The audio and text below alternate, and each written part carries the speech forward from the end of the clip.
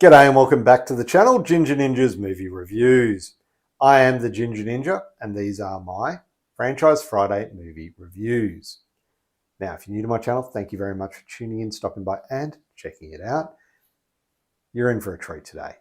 This is the last of the Tremors franchise so far. We are looking at Tremors, Shrieker Island from 2020. Now, I've went through the entire Tremors franchise thus far, and there have been a lot of, I'll say it, it's been one of the most consistent franchises I've seen. Will Shrieker Island end it on a high note? Well, let's dive into it and find out. The film was again directed by Don Michael Paul, and the film stars Carolyn Langshire, Jackie Cruz, Cassie Clare, jonheder, Richard Brake, and of course, Michael Gross as Burtgummer. The plot. When a group of hunters genetically modify Graboid eggs, they face an all-out war against larger, terrifyingly intelligent Graboids and the swiftly multiplying Shriekers. Yeah, so that's the plot from IMDb, and they're part right. I mean, to be honest, there are a few things in this one which I'll touch on later that really didn't add up. Anyway, we are here. We're at the 7th and final entry in the Tremors franchise, and what a ride it's been. Like I said, there have been a lot of consistent moments of, I don't want to say greatness, but it's been a solid franchise so far. It's been a lot of fun. But does it stick the landing? That is what we're here to find out.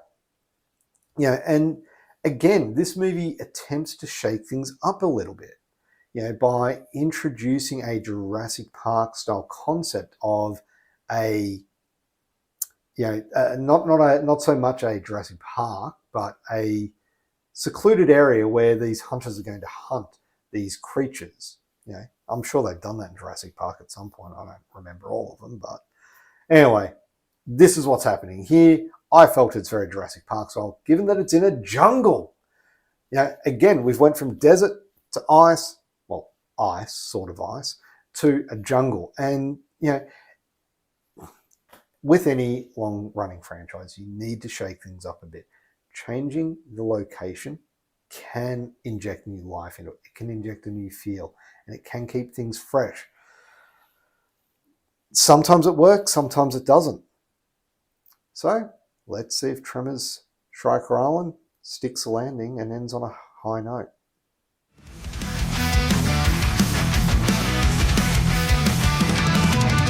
Franchise Fridays on the screen, horror shows, zombies scream, vampires biting, shadows gleam, slasher delights in my dream.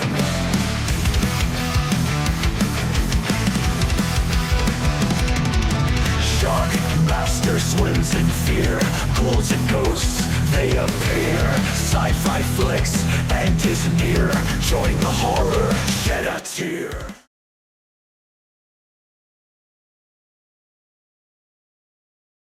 So diving straight into the cast, and again, Michael Gross carries the film with his charismatic and grizzled portrayal, and bearded to start off with, survivalist Burtgummer.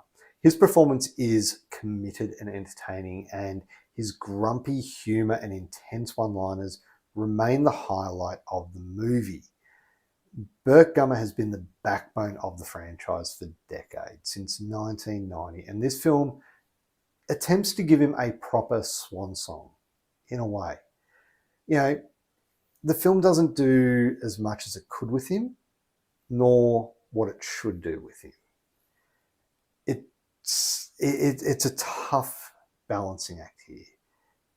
He spends a lot of the portion of the film sidelined, which is unfortunate, given it is his final film in this series. It is the final film of the series overall, not just for him, but they haven't made a Tremors 8 yet. Will they? Who knows? But the send-off that they give Burt feels rushed. And without spoiling too much, fans of the franchise may have mixed feelings with how the story concludes. I know I certainly do. Jonheder, he plays Jimmy, a quirky scientist who works alongside Burt, and He provides some fun comic relief, and while his character could have been annoying, Heater's likability keeps him tolerable. Much more tolerable than Jamie Kennedy, so it's a plus there. The villain, I guess you could say, of the film is portrayed by Richard Brake, and he's a fantastic actor when given the right role, and he does a good job in this. He plays a wealthy, egotistical hunter. He's cocky, he's overconfident, he's completely one-dimensional. But Brake is great in the role, I'll give him that. The rest of the cast do a fine job, but there's very little character development, and there's not a lot to say about them overall. Now, in the previous film, they introduced Valerie McGee, and there was a perfect opportunity to bring her into this, but she could have carried the series on. Instead, we're left with nothing. So now on to the directing and the writing. And look, the story, while it is serviceable, it is predictable and doesn't take full advantage of the premise. The idea of this Jurassic Park style Graboid hunt, it has a lot of potential, but the movie mostly plays it safe, following the formulaic run, shoot, and explode pattern that doesn't really allow for a lot of creativity. The Shriekers, as you can see behind me here, despite being hyped as superior versions, don't feel all that different from past versions, apart from they now use a sonic weapon in their own head. That's about it.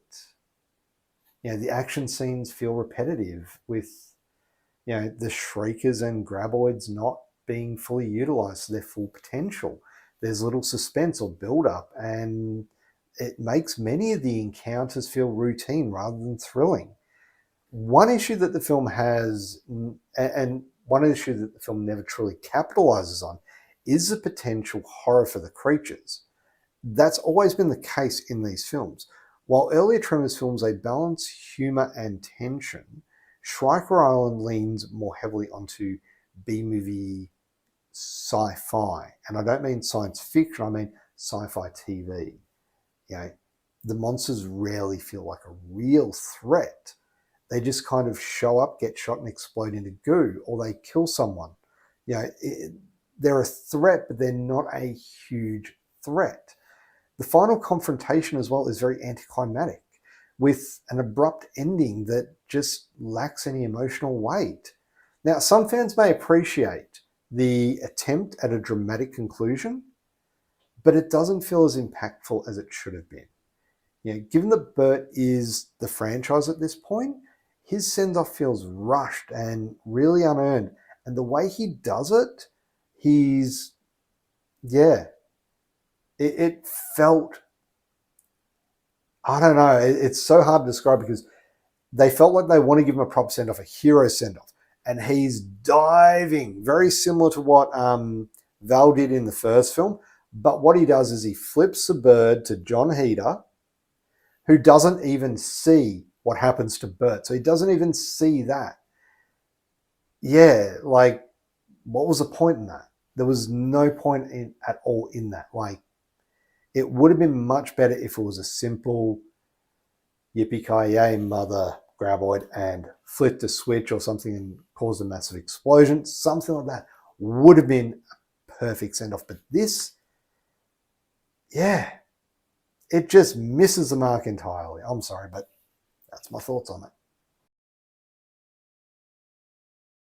So now we're on to the effects. And look, one of the biggest letdowns is the poor CGI. The Tremors franchise has always leaned into its B-movie aesthetic. Shrieker Island feels particularly low budget because it uses or overuses CGI. The Shriekers, they often look fake. And some of the action sequences feel awkward due to the limited effects work. Now, this is probably due to budgetary constraints. I get that. It does have that very sci-fi TV movie feel. The film lacks the charm of practical creature effects, which helped earlier Tremors films just elevate them in the franchise from the rest. Those original effects in The original 1990s, the effects still hold up today. You know, the CGI used in the last two films, yeah, no. They just look average. Now, one of the better effects in this film is the flamethrowers. The way the flames emerge from the guns, they look great. The flame effect looks good. Looks like there's heat behind it. The creature, the Shriekers, when they get hit with the flames and the way they move away from the flames, that is probably some of the best CGI in the series. Now, the shift to a tropical locale in Thailand is a fresh idea, and it helps diversify this film from the rest of the franchise.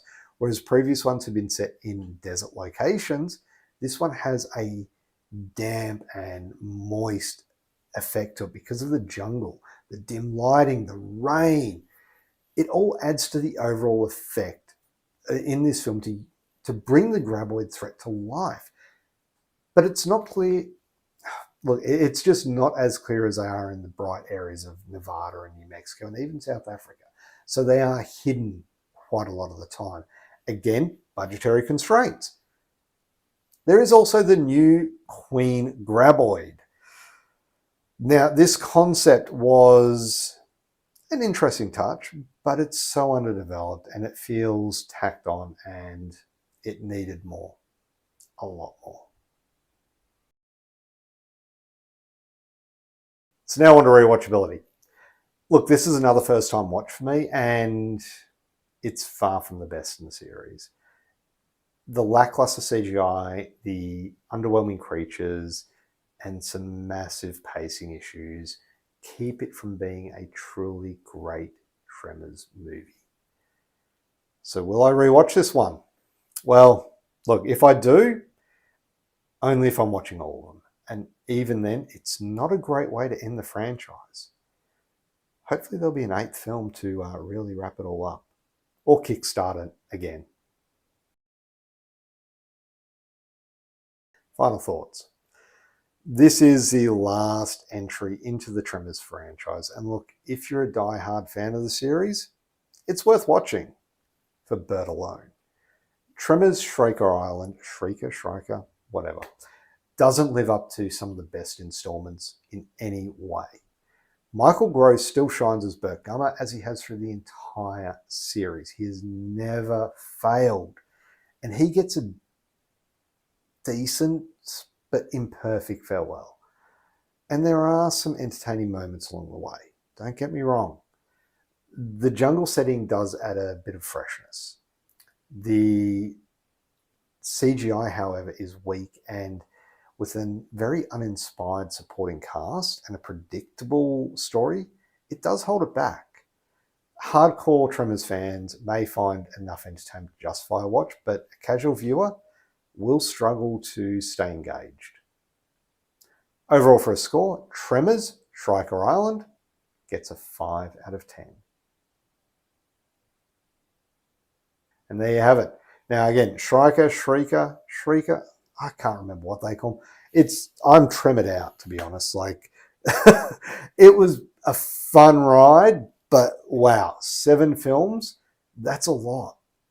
It's there's not, it's been a good, like I said, it's been a good ride. I've enjoyed all the films for the most part.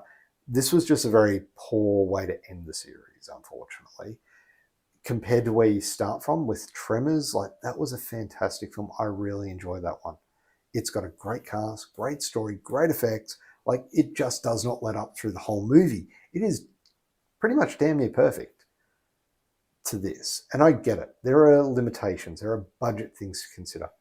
Unfortunately, it's not the greatest way to end the franchise. That's it. Now, thank you very much for watching. What franchise will be next week? Well, you'll find out next week. It's going to be one of two franchises, Underworld or Universal Soldier. Now, I did have a poll up, but that poll is now closed. If you want to see which one won, go check out the poll. Anyway, look, thank you very much for watching. If you haven't already, please do hit that thumbs up button. It'd be much appreciated. And of course, subscribe to the channel so that way you're notified of all my new reviews coming out. Obviously, Next week will be a new franchise. I've also got my Trashy Tuesdays. They're always a lot of fun. And other than that, thank you very much for watching. Have a great day. Bye.